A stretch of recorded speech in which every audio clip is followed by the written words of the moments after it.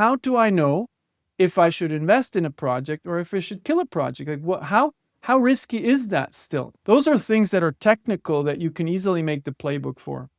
What you really want to do is break this down and have evidence for the different aspects. So evidence here for desirability. Do I have evidence 1, 2, 3, 4, 5 for desirability?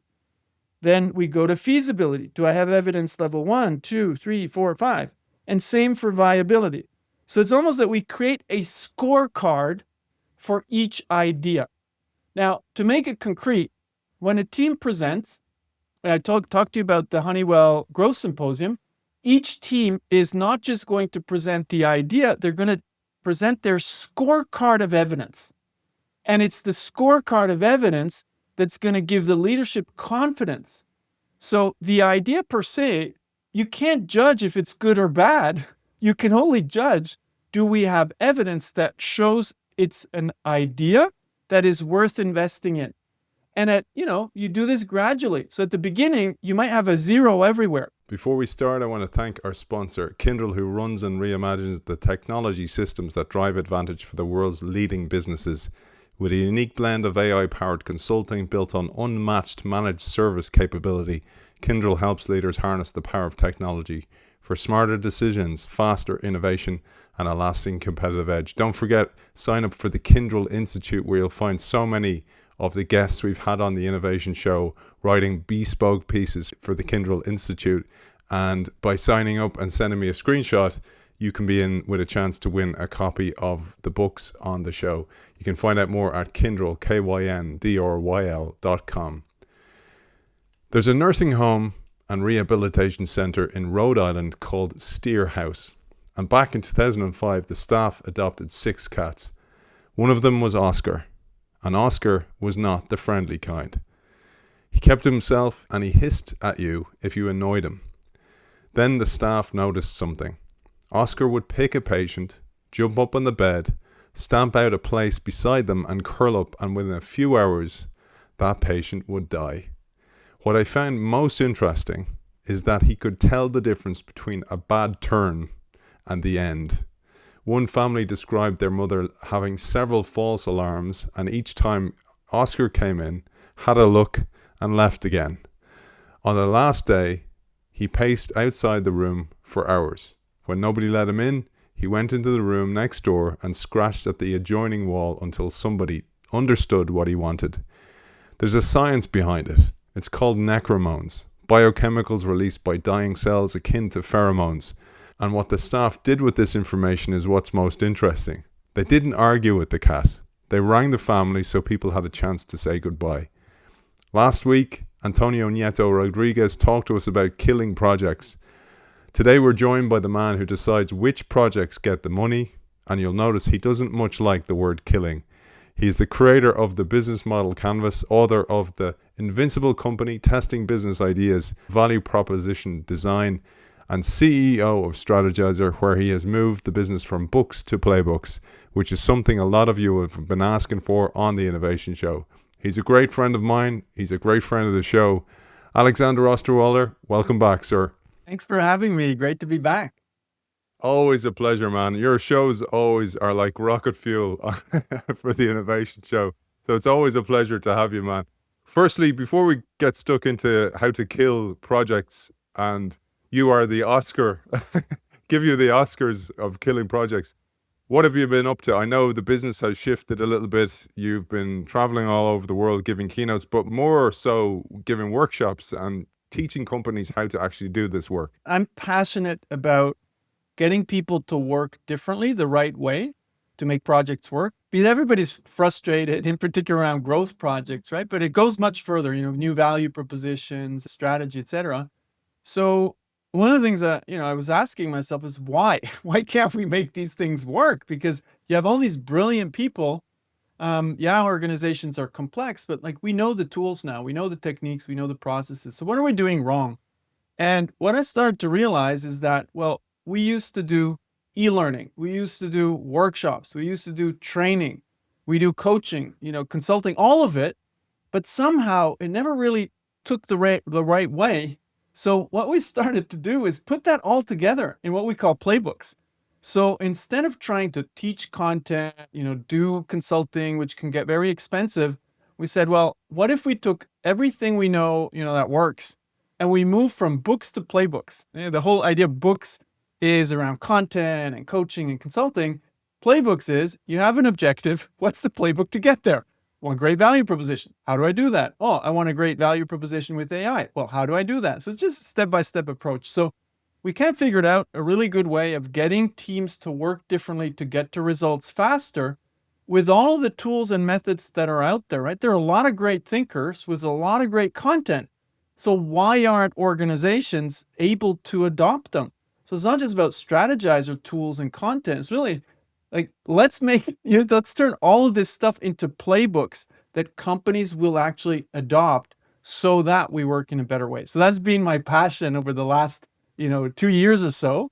And I think we got something that works for many different domains. I know you can't talk about a lot of the brilliant companies you work with and the successes they've had and the ability to kill projects as well. That's going to be the focus of this shorter episode. So one of the things many people who listen to the Innovation Show, many viewers on YouTube have asked for is more of this type of content, more of playbook style. So thank you for doing that for us. You're going to take us through today how to kill projects and actually really how to set them up for success in the first place. And actually, there's some we can talk about. So when I say playbooks, we actually have two categories. We created a playbook library where anybody can get access to the playbooks we put out there, and hopefully we'll get some thinkers to put their playbooks in there. That's publicly accessible for anybody. So small teams, startup entrepreneurs, SMEs. But then we also do these custom playbooks. And the one I can talk about, we've done many of these, is for Honeywell. So we're running their growth symposiums around the world. And the idea is exactly what we're going to talk about today. Which projects do we invest in, and which projects should we change or retire? So I'll move away from the idea of killing per se, and ultimately the goal is to invest in those few that can actually work, right? So you get a real funnel, not a tunnel.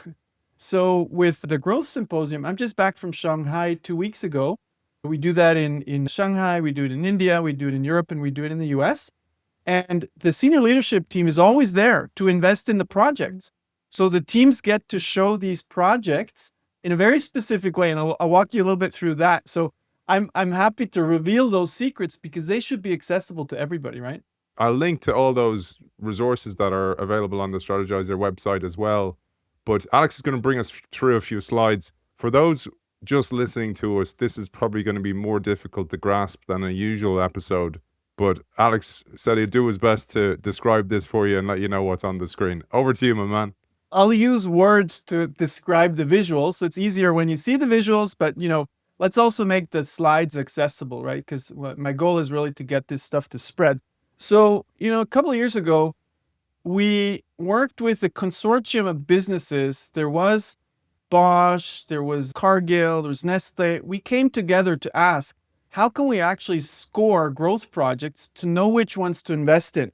So that was the initial goal. Like, how can we create metrics? Because if you can't measure it, well, you can't manage it. It's very simple. So sometimes I'm a bit, surprised how in the innovation and growth world, we don't measure that much. And we, dole out money for, things that people didn't show you the metrics. And when I say metrics, it's not an upfront business case. I'll show you what I'm talking about. I'm talking about measuring the evidence that the business case could work. So how should you do this? So just quickly fundamentals. I'll go very quick. When you start with an opportunity, you can come up with a business case, but you know what? It's a fantasy. So what you really need to do is search for the right business model and value propositions. That's what we need to prove, okay? So we can actually measure how close are we to success. And then when we're close, we start to scale. So it's this whole thing, right? We go from an idea opportunity to the real business. Now, there are two big tasks there. One, companies are really good at designing the business logic. So with these tools that you might know, like business model canvas, value proposition canvas, companies make business cases. But here's the problem. They invest in a business case that is a pure fantasy. What they should do is admit, we do not know if that's going to work. So we actually need to test and validate, again and again and again. And we kind of create this discipline that is evidence-based. So we design, we test, we design, we test, and that's a gradual process, okay? So that's the process. So what do we need to test and what do we need to measure? So first thing, pretty straightforward. Well, let's test if those customer needs actually exist. So it sounds trivial, but instead of going to talk to customers or run other experiments, we're going to focus, 3 weeks on a business case. That's analysis paralysis. So we tend to overthink and under-experiment. So what you want to do is you want to think for maybe a half a day, and then you go and talk to customers. Do they actually have those needs? The second thing you immediately want to do is willingness to pay. Do they have a budget? Have they purchased things like that before? So you're not going to ask, what would you pay? But you start to investigate, will they pay? And you can do that either with interviews or more sophisticated experiments. Then you start to look at the benefits. Now you look at the solution. And all the way up to here, you don't need to build anything. So people say, yeah, we build MVPs, minimal viable product. Well, the problem is engineers love to build, so they build too fast. The first thing you want to do, in particular in the age of AI, is first test and validate the needs and the willingness to pay. Because we can build so fast, we tend to build first, and then we're going to build the wrong thing for 100 times. So it's better to start actually with the needs. Sounds trivial, not done, right? Common sense, not common practice. Then we go to market, and then we start to really look at feasibility. So it's a process. So you put this together, we test desirability, we show the evidence. That's what we can measure. We can measure the evidence that there is desirability. We can measure the evidence that there's feasibility. That's the easiest one, because all the engineers are going to get excited about feasibility. So this one we don't need to worry about. Companies do this well.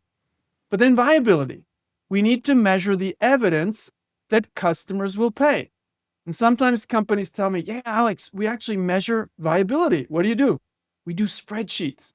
Spreadsheets are a fantasy made explicit. They're not a metric. What you can do is measure the evidence that supports the spreadsheet. So you can say, hey, this is the customer segment. We talked to 10, we talked to 1,000, or we surveyed 1,000. Like 50% actually already spent on this type of solution. That's what you call measuring kind of the evidence. Okay, so now I showed you the principle. Let's look at the metrics. So when we worked with this consortium of companies, because we wanted to make it applied, we said, well, how could we measure and what do we measure so that we can apply it from B2C to B2B to government? We said, well, what we can measure is evidence. First rule is, business plans and high-level market research is not evidence. It's a hint that there's a market there, but just because some big consulting firm or your internal analysis said there's a big market there, doesn't mean they're going to buy from you. It doesn't mean they have the need you're going to address. So that's not evidence yet. So what is evidence? Hey, we talked to, let's say, a couple of hundred, and we get feedback from them. Or we run, I'll show you some other experiments. That's first light evidence. We give that a score of 1. And then we can have higher scores if we actually go further and they may be pre-purchase or other experiments where it's really proof that it's the real world. Okay, so we score the evidence from 1 to 5. So let's go through this. The first 2 levels is what people say. So if I do an interview, so I'll make this concrete, okay?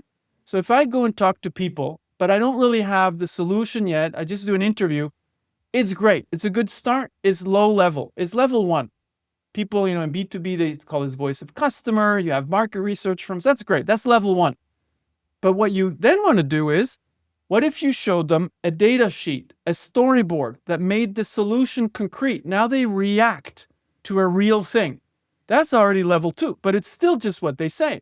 Oh, I love that solution. Okay, great. So they just say, and you might ask, would you buy this? Oh, yeah. But they say that doesn't mean they're going to do it. So what you want to do now is go further than just interviews, which most companies stop there and they will invest $1 million, $100 million sometimes based on interviews. Not good enough. So then you say, well, could we do a stronger experiment, slightly stronger, where there's a bit more skin in the game beyond saying? So the typical kind of thing is a landing page. You put up a landing page with the storyboard of the solution and you get people to sign up maybe for a sales call. Well, you know what? that's already more than them just saying, because they came to you, they signed up for the sales call or for an email or whatever. There's a small call to action. That's stronger evidence than saying, but it's still very weak. Oh, what could we do? Could we do something stronger? Well, if we're in B2B, what if, let me get out of the way, what if we got them to sign a letter of intent? What if we got the CEO of the potential customer to join a co-creation workshop where he flies over, the CEO flies over, and we actually work together? That's a stronger commitment. Will they buy? Not sure, but the fact that the CEO of a client shows up is already a bigger commitment. Oh, could we do something that's a 5? A whole series of experiments that, either it can be a down payment, it can be a real payment, it could be some things where you just go and, watch them in their plant, how they're actually working. But the point is that we have levels of evidence, okay? So we know we need to go beyond the interviews. Now, here's where it gets interesting. If you just stick to this, people will say, oh, they're going to try to test the whole idea. But remember, I showed you there are pieces to test. You test the needs, you test willingness to pay, you test the solution. So what you really want to do is break this down and have evidence for the different aspects. So evidence here for desirability. Do I have evidence 1, 2, 3, 4, 5 for desirability?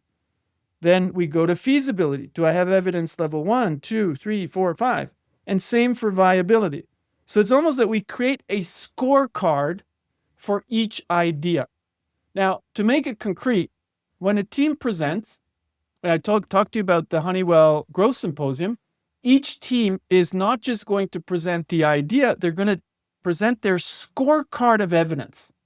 And it's the scorecard of evidence that's going to give the leadership confidence. So the idea per se, you can't judge if it's good or bad. You can only judge, do we have evidence that shows it's an idea that is worth investing in? And you do this gradually. So at the beginning, you might have a 0 everywhere. That's okay. The thing I show sometimes to make it concrete, if you compare Lego Friends to Lego movies, when Lego started to invest in Lego movies, all of it was actually 0. They didn't know anything. They didn't know how to make a movie. They didn't know if the brand would work. So they start from scratch. When you take Lego Friends, which were Playbooks for girls, feasibility, they had level 5 from the start. They didn't need to run experiments because they had the supply chain. So we're already starting at a 5. So you can see you can already start to compare ideas. Which one is riskier? Which one is less risky? But the point here is that we don't stick to abstract stuff or our opinions. We stick to more objective evidence. So that is the theory or the technical part where we get very geeky around these things because we know that we need to get to the metrics. It's not a feeling. Innovation is actually a process, a growth project. And then we start to build playbooks around this. So there's a little bit of the very concrete content that we kind of give away. We put them out there on slides, is the playbooks that we then use to try to get people to the next level to actually doing this in an organization. Man, I have PTSD now. So you're reminding me of my first career, which was in a media company where I was head of transformation or digital transformation. And I was constantly coming up with ideas. And the CFO would always kill them by asking me to do a business plan. And of course, I'd make it up, finger in the air, no idea even how to do any of this. And back then, I told you, that's when I discovered your work on the business model canvas. I tried that, but this is the business model canvas evolved and on steroids in a way. But I just wanted to go, okay, so you're in any company. Now, I know it might feel different if you're in a services company or a business or a physical product company. But if you're somebody in Sector 7G and you have an idea, what usually happens is you try and get somebody with authority to listen to you. Or you might be lucky or a bit more evolved where you might have one of those spark boxes where you can come up and suggest an idea. But usually they don't go anywhere. So take us through somebody starting there. Because you worked with these people, you've helped these people, you've actually helped people get all the way through the gates but also decide to actually just kill the project in the first place. Yeah. So there's a bit of a tricky one there, right? Because if you're in what you said, sector G7, wherever you are. That's where Homer Simpson's office was, sector Okay. 7G. Okay, got it. But so the problem is you're actually starting from a difficult point, because if the company doesn't already understand, you evaluate and invest differently in growth projects for a future that we don't know compared to execution projects.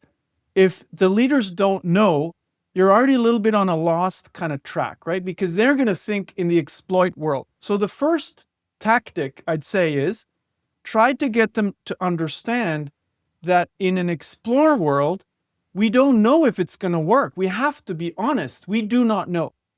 And then you show them, the best thing we can do is not a spreadsheet, because a spreadsheet is a fantasy. What I did is I started to collect evidence. So here's this process where we get more and more evidence, and based on the evidence, we should invest. So you do need to get them into a frame that how is working in explore different from exploit? Because what you need to understand, I do this with leaders all the time, but it's the same if you're not the leader making the decisions. You need to realize in 90% of the companies, everybody's in an exploit mindset. So if you don't take them out of the exploit mindset, they're going to evaluate everything with that lens, right? They have the exploit glasses on, so they're going to want a business case. They're going to want, the spreadsheet, for the next 100 years. So what you want to do is say, look, this is not about a business case. I have one. I made this and it looks great. But what's more important is I'm now on track to find the evidence that this business case could work. So you need to bring them out of the exploit mindset to show how exploration works. That's the tough part. So sometimes if you're in that little box, you can't get leaders to think like that. But some actually naturally are inclined to think like that, but nobody's ever told them to think like that. I know a ton of CEOs, I get to work with a ton of leadership teams. I just start with, here's how explore works, here's how exploit works. And then they immediately realize that's why none of our projects work, because we try to pick the right idea. We had a great business case, and then we poured 10 million or 100 million on the project. That doesn't work. That works in the exploit world. So that's the starting point. That's the unfortunate part when you're at the bottom of the pyramid. I love the line that your mentor and friend of the show, Steve Blank, has: exploitation pays your salary, exploration pays your pension. I absolutely love that. It's at the start of Lead and Disrupt, Tushman and O'Reilly's book.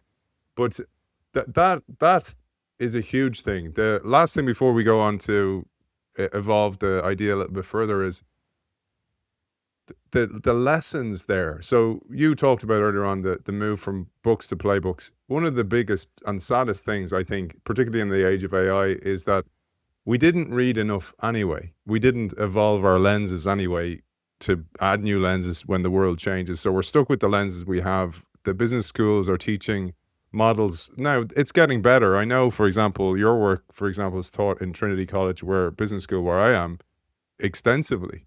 Now, it's getting better, but there's still a lot of leaders in companies who have been taught, if at all, for the way of exploitation. And the world has changed dramatically. And the metrics they use to measure that are so different than the metrics needed for exploration or new ideas. Maybe just a word on that, because that, for example, is a huge thing. So you talked about lenses there, but the lenses plus the metrics, of course, yes, many ideas don't make it through the gates because they're measured so badly. Yes. But so a couple of things there. The biggest challenge is indeed what you say, is that established companies are trimmed to execute. And you know what? That's actually a good thing, because they have to. And if you're a publicly listed company, well, your first thing is you need to really fight for the survival of that company. So you can never neglect execution. So that's why when people say, oh, everybody needs to be an innovator, I say, absolutely not. You need to run the company. And that is a big task, right? It's like the execution pays the salaries.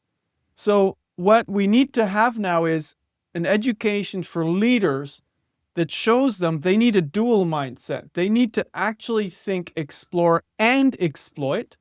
the 19th century, CEO, if I may go all the way back, that was an exploit CEO because better processes to run the company was the differentiator, right? Today, the real differentiator is the ability to constantly transform. So if you look at the companies that are at the top of the pyramid today, the best performing companies, it's those that constantly reinvent themselves. So they're world-class at running the business and they're world-class at reinventing. So, the usual suspect is in Amazon. But now with AI, if you look at the AI companies, which ones are surviving? Those that can reinvent themselves faster than the others. So that is the key. And it's not fully taught yet. But the worst thing is that today we have, heads of strategy and growth or heads of innovation that have never done it before and that have not gone through that education. So sometimes CEOs or leadership teams put people in place who they're good with technology. Well, guess what? That does not equip you with being a growth leader. Growth is something that has processes and ways of doing. And the good news is we now know how to do it. So let's educate ourselves on how it's being done. And let's put people in place who've done it once or twice, right? So I still see major corporations, I will not name names, but they put people in place who don't know. And then they call us and they say, Alex, can you tell us? So we tell them.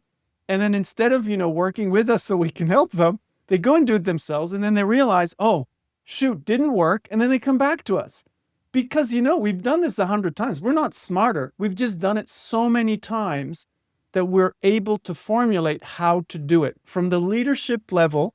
That's what we call governance, all the way down to the team level, which is the process. Process is the easiest part. The bastion that we now need to win over is the leadership. And that means we need to get the boards to hire already the right CEOs, because some CEOs, they don't know once they know they will do it. But some CEOs are very stuck in, an execution mindset, and it's going to be very hard to turn them into what I like to call the entrepreneurial leader. And you don't have to be a Jeff Bezos to be an entrepreneurial leader. Bracken Darrell of Logitech was a very entrepreneurial leader without having been an entrepreneur. He's been a corporate person forever, but he has that entrepreneurial CEO mindset, and that's a dual mindset. Exploit and explore at the same time in harmony. I remember Gary Hamel used to say this, that, in the way the world is today, the business environment, you need the entrepreneurial leader. Ideally, if it was somebody who actually did be an entrepreneur in the past, but failing that, at least learning new things, learning new tools, learning new lenses. Just a word on the head of innovation who doesn't have the training. I see this all the time. I was that person, and actually it's led to this brilliant journey that I've been on to learn, because when I was head of innovation for the national broadcaster here in Ireland, I did a lot of good things, but they were all low-level things. They were all, it didn't really matter if they happened or not. They were kind of innovation theater, but I actually thought they were good. But then as I've learned more and more, and I realized so much more content is out there, I realized how little I knew. And actually it's why I do the show and why I try and democratize this knowledge and share it with the world, much like you do. But it's to help almost the inner child, young Aidan, and go, here, reach out and help people like me in the past, because actually they don't know what to do and they weren't taught what to do. And often you're put into that position because your personality is right, you're entrepreneurial, you have great ideas. None of that is innovation. It's highly, highly disciplined. And that's the biggest lesson I had. And when I work with organizations myself, I'm telling them that's the type of person you want you want in the role. It's almost like the shift to data-based marketing. You want a marketer that, has great ideas and knows good brand and knows good from bad, but actually can measure the life out of things, because actually that's the discipline. And that's, again, the ideas are the easy part, right? How to make that work is why we came up with Playbooks also, because the other thing is that nobody has time for training. Everybody's under huge pressure. Big corporations, small corporations, they have to deliver. There is very little time to learn. So what if you could package things in a way that learning is a byproduct? Because, some people are passionate about learning per se, but at the end of the day, when you have a job, learning is just, a means to an end.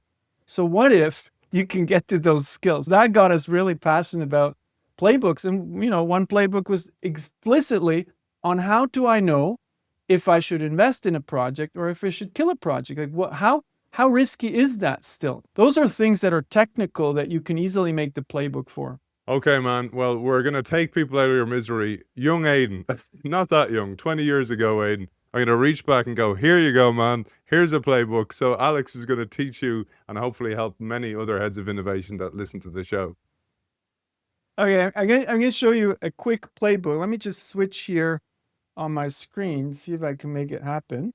So we developed a playbook library where you have a ton of playbooks, because all of these are things you need to know as, head of growth and strategy, etc. So it's a library that you get access to. Now, the playbook that we started to look at, I just prepared this.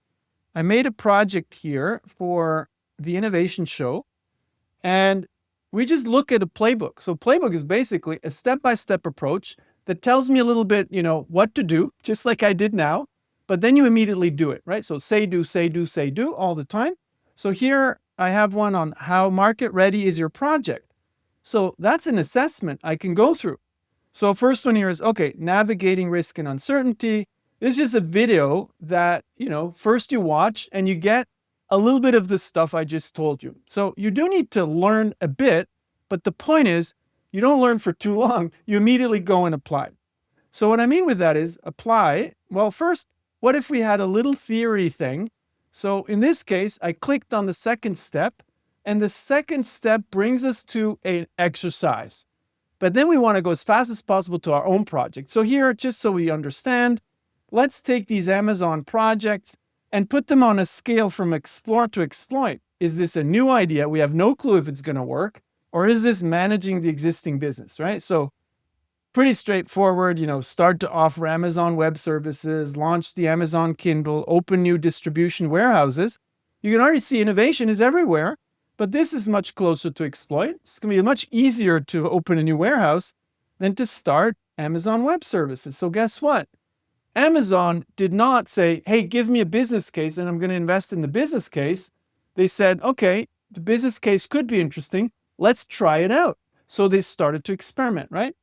So now, if I go back and I show you just exactly what I told you theoretically, we can do it practically. So I showed you levels of evidence. Okay, so let me scroll down here somewhere further down after I map my idea. I have a step 6 here that's called assess and score the customer evidence that I have. So I click on this step, and it immediately asks me to score the evidence for my customer. So let's say here, I put up a sticky note, I'm selling to innovation leaders. Okay, that's my first customer segment. Now, I need to show the evidence that I have level 1, what people say, level 2, 3, 4, 5, that shows the needs that they have. So, you know what? I actually, after the show with Aidan, I talked to 10 innovation leaders, 10 interviewees, okay, said they have this problem. Or let me make it more realistic and say 5 out of 10. So I start to collect the evidence that I have. So right now, I'm just collecting the evidence, showing the evidence that I have, that I understand my first customer segment, innovation leaders. And if I cannot show that evidence, I haven't done my homework yet. So I shouldn't even start to think about the solution because, I need this. So as a project doer, I need to collect the evidence on customers first. As a leader, I need to ask the team, hey, you're starting to work on the solution. Do you have evidence that you understand the problem the customer needs? So you go back and push them back to show me the evidence. So the key word here is show me the evidence on a scoring level from what people say, reactions to artifacts. Oh, I just made a mistake, right? Because I said that I talked to 10 people, 5 said they had this problem. Did I actually show them something very concrete, an artifact that they could react to? No. So the leader just asked me, right? Well, you know what? Then it's actually level 1 evidence because I didn't show them a concrete situation.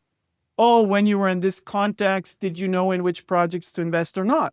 So I just caught myself giving myself a level 2 score when it was actually a level 1, right? So you can start to have an objective conversation based on these levels.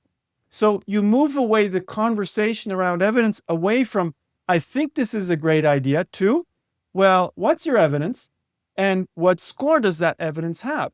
So now the whole thing is less about leader's opinion versus the team's opinion.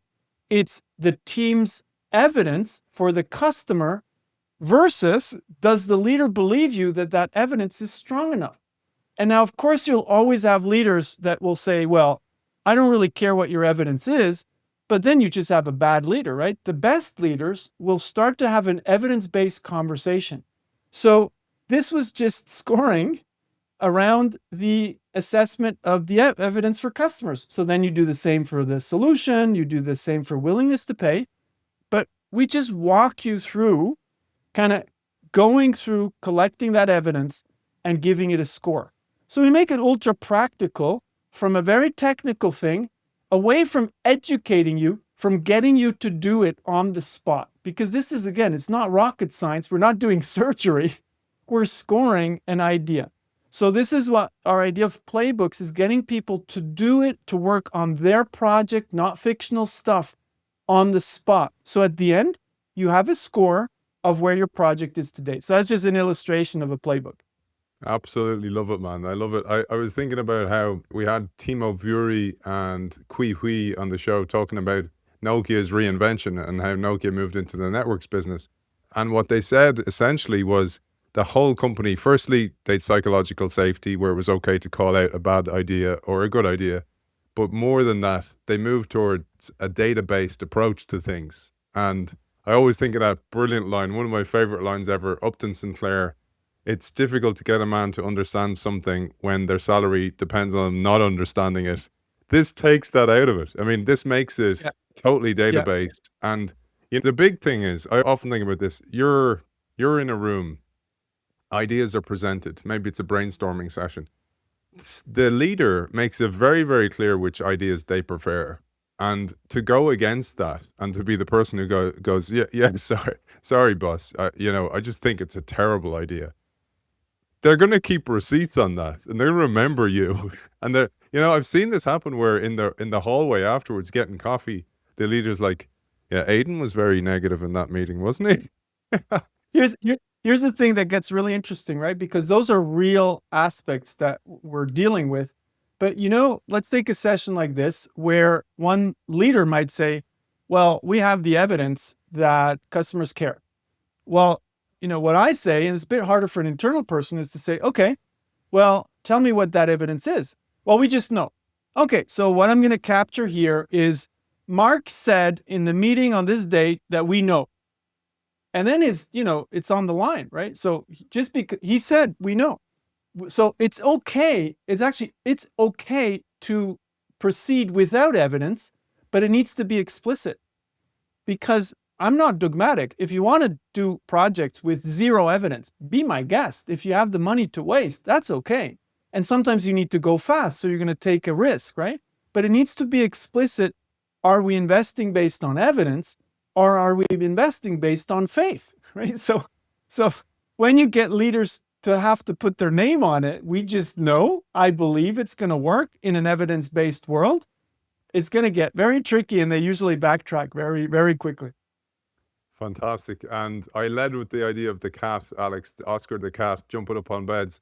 If companies want to reach out to you and Strategyzer to come and jump on their projects and let them know if they've got a hope or not, where's the best place for them to find you and the playbooks?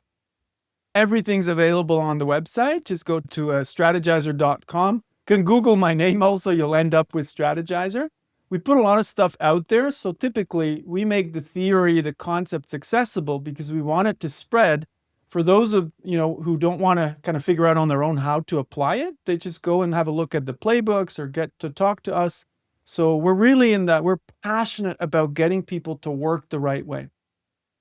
Author of The Invincible Company, Testing Business Ideas, High Impact Tools for Teams, Value Proposition Design, and the Business Model Canvas. And there's a business book for kids that Alex especially wrote for his own kids, which I also have a copy of, which I haven't pulled it out yet. They're not quite there yet, Alex, but they certainly will be. They'll be sick of me. They'll be going through all these canvases to validate ideas. But always a pleasure to have you on the show, and we'll be back. Just let's give a little preview what we'll be back next week to talk about, Alex. I'd really love to talk about value propositions. Big theme, and not a lot of companies get their value propositions right. Author of Value Proposition Design, our next episode, Alex Osterwalder. Thank you for joining us. Just to let you know, you can win a copy of one of Alex's books just by signing up to the Kindle Institute, kyndryl.com/institute. Just send us a screenshot, let us know that you did sign up, and you will be in with a chance to win a copy. With a unique blend of AI-powered consulting built on unmatched managed service capability, Kyndryl helps leaders harness the power of technology for smarter decisions, faster innovation, and a lasting competitive edge. You can find out more about Kyndryl and the Kyndryl Institute at kyndryl.com.